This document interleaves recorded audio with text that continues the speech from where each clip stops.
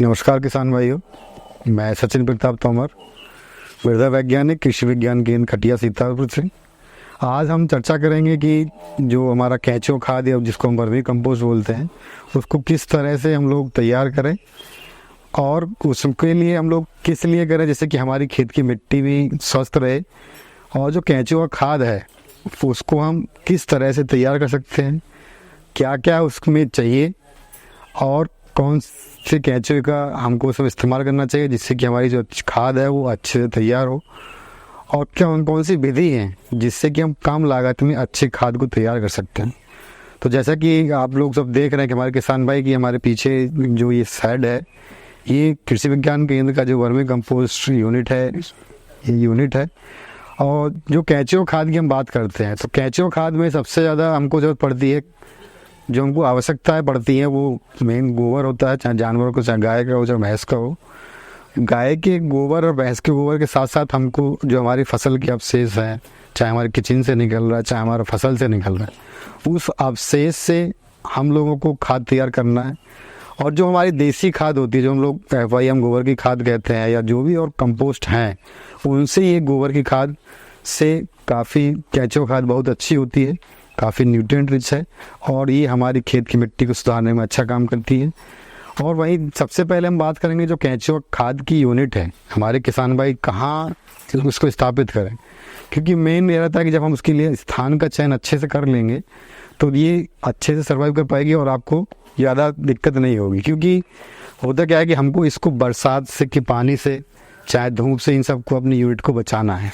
क्योंकि इसमें जो छोटे छोटे केंचुए होते हैं, उन केंचुओं को पानी से और जो हमारी गर्मी पड़ती है, तेज़ धूप से भी इन सबको बचाना होता है। क्योंकि जो हमारे केंचुए पानी से और गर्मी में ये जल्दी से मर जाते हैं। तो हम बात करते हैं जो हमारा गोबर है, सबसे पहले बात आती है कि जो हमारा जानवर का गोबर है वो हमारा एक ताज़ा होना चाहिए। सावधानी की बात करें हम लोग, तो जो हम लोग ताज़ा गोबर खेत में जो हमारे केंचुआ यूनिट में यूज़ करते हैं गोबर, वो 15 से 20 दिन पुराना होना चाहिए। यानी कि ताज़ा गोबर हमको इस के काम में नहीं लेना है। जो केंचुआ खाद हम तैयार करते हैं उसके लिए ताज़ा गोबर नहीं लेना है। यदि ताज़ा ठंडा गोबर रहेगा 15 से 20 दिन, 15 से 20 दिन ठंडा करने के बाद हम उसको अपने शेड में ले आते हैं। और उसके बाद इस तरह से, या तो जैसे हम आप लोग देख रहे हैं इस तरह से हम लोग एक हेव बना देते हैं, या फिर हम लोगों के पास पक्के गड्ढे भी हैं जिससे कि आप पक्का नीचे करके ईंटा और मोरंग से जोड़ के गड्ढे को बना सकते हैं। दूसरा, यदि आपके पास पूंजी की कमी है या पक्का नहीं बनाने में समर्थ हैं, या आप इसके लिए बैग भी आता है, रेडीमेड बैग आता है जो कि मोटी पॉलीथीन का होता है, उसका भी पोर्टेबल थोड़ा होता है वो, और हमारे किसान भाई उसका भी यूज़ करके केंचुआ पालन कर सकते हैं। यदि इतना भी नहीं कर सकते तो एक और आप गड्ढा बनाकर सीधा पॉलीथीन नीचे बिछा सकते हैं और थोड़ा मिट्टी से मेड़ बनाइए और कंपोस्ट इकट्ठा करके गोबर की खाद है वो सब, उसके बाद आपको उसमें केंचुए डाल देना है, तो हमारा कंपोस्ट की ये यूनिट हमारी तैयार हो जाती है। अब बात आती है कि जो केंचुआ है, हमने तैयार हो गया हमारा मटेरियल, हमको केंचुआ कब डालना है।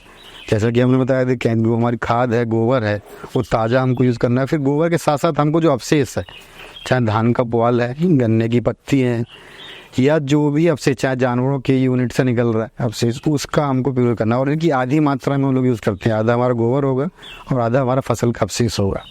तो जब हम लोग गड्ढा तैयार कर लेते हैं, मान लीजिए आपने पक्का गड्ढा बनाया है या आपने रेडीमेड पिट लिया है, तो उसको भरने के लिए हम लोग क्या करें। जैसे सबसे पहले हम लोग जो नीचे की लेयर डालते हैं वो हमारी ऐसी हो, या तो खेत की मिट्टी हो, या फिर नीचे हम लोग गोबर की खाद, जो गोबर हमारा यूनिट से निकला है उसको हम नीचे डाल लेते हैं।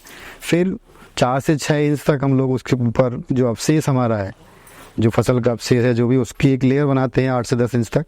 फिर उसके बाद फिर हम लोग गोबर की लगाते हैं, फिर अवशेष लगाते हैं, फिर गोबर लगाते हैं। तो इस तरह से जो लास्ट ऊपर की सबसे लास्ट वाली लेयर रहती है, जो ऊपर वाली परत होती है, वो परत हमारी गोबर की होगी। वो इसलिए कहते हैं क्योंकि जो हमारा परत है, क्योंकि हम लोग जो केंचुआ अपने उसमें इंसर्ट करते हैं, केंचुआ छोड़ते हैं पिट में, तो केंचुआ क्या करता है कि सबसे पहले उसको गोबर खाना होता है, क्योंकि जो हम केंचुआ पालते हैं वो गोबर खाते हैं। तो केंचुए को खाने के लिए उसको पहले क्या मिलेगा, गोबर मिलता है। फिर जब नीचे की जब गोबर खा लेता है, गोबर खा के वो अपना केंचुआ खाद तैयार कर देता है, केंचुआ खाद बनती है, क्योंकि केंचुआ खाद क्या है, हमारे केंचुए का मल है। जब वो खाद तैयार हो जाती है तो केंचुआ जो जीव है वो अपना उस मल से दूर जाता है। तो नीचे उसको जो लेयर थी, गोबर के बाद लेयर किस चीज़ की, अवशेष की है, जो फसल अवशेष है, वो थोड़ा हार्ड होता है, उसको वो खाएगा, फिर गोबर खाएगा, फिर अवशेष खाएगा। तो इस तरह से क्या होता है कि जो केंचुआ है धीरे धीरे परत वार परत हमारे सारे अवशेष को खा के खाद में कन्वर्ट कर देता है। और सावधानी इसमें रखते हैं कि जो हमारा कंपोस्ट पिट है उसमें गर्मियों के समय या ठंडियों में उसमें हमको एक नमी भी बनानी पड़ती है। नमी बनाने के हम लोग क्या करेंगे, जैसे कि हमारा ये गोबर है, उसको किसान भाई ऐसे उठा के देखते हैं, और जब इसको ऐसे उठा के देखते हैं जैसे खुल जाता है, ये यदि ऐसे खुल जाता है तो इसका मतलब उसमें पर्याप्त नमी है, हमको पानी डालने की ज़रूरत नहीं है। यदि ये बंधा रह जाता है, यदि ऐसे टाइट से बंध जाता है तो इसमें नमी ज़्यादा है, आप ज़्यादा नमी नहीं करना है। और यदि इस तरह से लड्डू सा इसका नहीं बनता है, किसी भी तरह के लड्डू नहीं बनता है, मिट्टी फैल जाती है पूरी, तो हमको तुरंत इसमें सिंचाई करनी पड़ती है, क्योंकि यदि नमी नहीं होगी तो हमारा केंचुआ उसमें मर जाता है। तो हमारा 100 से 120 दिन में इस तरह से हम लोग अपने केंचुए की खाद को तैयार कर लेते हैं।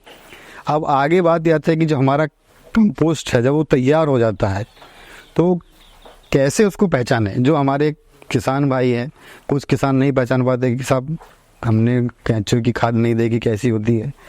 तो पहचानने का सबसे अच्छा तरीका, जो हमारे घरों में चाय सब लोग अधिकतर पीते हैं, तो जो चाय बनने के बाद हम चाय पत्ती निकलती है उसको सुखाते हैं तो वो भूरी भूरी ब्राउन ब्राउन दिखती है। तो इस तरह से हमारी जो खाद है, जो कंप्लीट खाद होगी केंचुए की खाद, वो इस तरह से भूरी भूरी दिखाई देगी। और जो खाद तैयार हो जाती है वो एकदम दाने नुमा होगी और चाय की पत्ती की तरह दिखाई देती है। अब जब खाद तैयार हो जाती है तो सबसे बड़ी समस्या किसान कहते हैं कि साहब इसको अलग कैसे करें, क्योंकि खाद में केंचुए भी हमारे होते हैं। क्योंकि यदि हम केंचुए को खेत में ले जाके डालते हैं और यदि हम खेती किसानी में जो यूज़ करें तो हमको फिर अगले साल केंचुए की दिक्कत आती है, इसलिए हमको खाद से केंचुए को भी अलग करना है। तो आगे हम बात करेंगे कि जो हमारा केंचुआ खाद तैयार हुई, उस खाद से हम लोग केंचुए को कैसे अलग करें। हमारे मान लीजिए पूरा पिट भरा हुआ है, तो जैसे आप लोग हम दिखाना चाहेंगे कि अपने से कि जो हमारी खाद तैयार हो जाती है तो इस तरह से हमारा गड्ढे को हमको ये आधा कर लेना है। जिस तरह से आप लोग देख रहे होंगे कि हमारा पूरा पिट था, और जब ये तैयार हो जाता है तो इस तरह से पूरा खाद कम होगी, और इस खाद को हम आधा पिट खाली छोड़ देते हैं। और इस खाली पिट में हम फिर से क्या करते हैं, फिर से कच्चा गोबर, जो ताज़ा गोबर या आपने ठंडा किया गोबर है 15 दिन पुराना, इसको हम पूरा फिर से भर देते हैं। वो इसलिए करते हैं क्योंकि इसमें जो केंचुए थे अपने आप वो केंचुए आपके इधर से इधर आ जाते हैं, क्योंकि केंचुए को खाने के लिए क्या चाहिए, गोबर चाहिए, और वो केंचुए इस खाद से, तैयार खाद से अपने आप इधर आ जाता है। और जब खाद तैयार हो जाती है तो इस तरह से, और हमको जब हम पिट बनाते हैं तो इस तरह से टाट की बोरी होती है उसको इससे ढकना होता है, जिससे कि इसकी नमी जो है इतनी जल्दी से ना उड़े। आप लोग देख रहे हो, देखिए इसमें नमी थोड़ा ज़्यादा है, इसमें नमी आपको दिखेगी, ये देखिए। और इसको खाते हुए केंचुआ करता है नीचे की तरफ जाता है। इसलिए हमारे किसान भाइयों को ज़रूरत है कि जो पलटी भी इसको करना पड़ता है, मतलब 25 से 30 दिन बाद इस खाद को एक बार उल्टा पलटी इसको करना पड़ता है। और आगे के पिट में बताते हैं कि जो सो हमारा है ये खाद तैयार खाद है। इस तरह से देखिए हमारे कुछ मजदूर भाई है जो कि इस खाद से केंचुए को अलग करने का तरीका भी इसमें यही है कि हम लोग आपको दिखाना चाहेंगे। तो ये देखिए केंचुआ है इसमें, ये अर्सिडा फोर्टिडा वैरायटी होती है, ये केंचुआ इसमें है। तो ये आपको दिखाने के लिए इसमें किया गया है। तो ये जो हमारी खाद होगी वो इस तरह से ही तैयार होती है। जो तैयार खाद होगी वो इस तरह से खाद आपको दिखाई देगी। इसमें देखिए आपको केंचुए भी दिखेगा, और इस तरह से हम अपने केंचुए को भी अलग कर सकते हैं। अब बात आती है कि इसमें जो इसके अंडे और पीपा है, अंडा भी इसमें बचेगा। अभी हमने जो आपको तरीका था इससे आपके केंचुए अलग हो जाता है। अब इसके अंडे और बच्चे को अलग करने के लिए हम क्या करेंगे, जो खाद आपकी बचती है उस खाद को हम इस तरह से, जैसे आपने देखा हो ये जो अनाज की मंडी होती है उसमें कुछ ढेर लगाते हैं अनाज का, इस तरह से इस पूरे खाद को इकट्ठा करके गोल गोल हम एक ढेर लगवाते हैं। और इसमें हम लोग पानी देना है, जो नमी बनाते हैं उसको देना हम बंद कर देते हैं, और फिर उसको ऊपर से धीरे धीरे हटाते जाते हैं। तो लास्ट में जो 10-5 किलो या 5 किलो के आसपास खाद बचेगी, सारे अंडे बच्चे आपके उसी खाद में मिलेंगे। और इस तरह से आप अपनी घर पे आसानी से केंचुए खाद को तैयार कर सकते हैं। और प्रयोग करने के लिए आपकी जो फसल है आज के समय में जब पोषण वाटिका की बात आती है, न्यूट्रिशन गार्डन की बात आती है, और जो हमारी सब्जियां हैं हम लोग घर पे पैदा करते हैं, या रूफ टॉप जो घर की छत की बागवानी है, उसमें हम इन खादों का प्रयोग आसानी से कर सकते हैं और घर पे भी हम इस खाद को बना सकते हैं। जो हमारे किचन है, जो हमारी रसोई से भी अवशेष निकलता है, उससे भी हम इस खाद को तैयार कर सकते हैं और उनमें प्रयोग करके हम न्यूट्रिशन का जो हम लोग न्यूट्रिशन की आज कमी है हमारे यहाँ खाने में, उससे हम लोग जहर मुक्त खेती कर सकते हैं, जहर मुक्त सब्जी पैदा कर सकते हैं। और इन्हीं सब बातों के साथ सभी किसान भाइयों को नमस्कार। इस तरह से हम लोग अपने घर पर ही केंचुआ खाद तैयार कर सकते हैं। धन्यवाद।